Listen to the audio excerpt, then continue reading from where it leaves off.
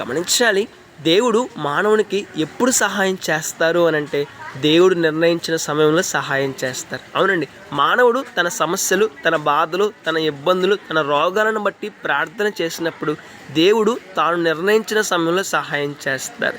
వెంటనే సహాయం చేయొచ్చు, కొంతకాలానికి సహాయం చేయొచ్చు, కొంతకాలం దాటాక సహాయం చేయొచ్చు.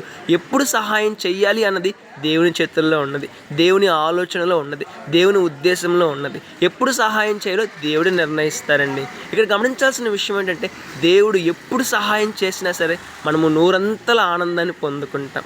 మనం అనుకున్న సహాయంలో దేవుడు సహాయం చేస్తే దేవుడు కొంత ఆనందాన్ని మనం పొందుకుంటాం. మనం అనుకున్న సమయంలో కాకుండా దేవుడు అనుకున్న సమయంలో సహాయం చేస్తే రెట్టింపు ఆనందాన్ని పొందుకుంటామండి. కాబట్టి మనం ఎదుర్కొంటున్న సమస్యలను బట్టి ప్రార్థన చేసినప్పుడు వెంటనే సహాయం రాకపోతే దేవునిపై అలగొద్దు, దేవుని అనుమానించొద్దు, దేవుని శక్తిపై అపనమ్మకాన్ని పెట్టుకోవద్దు.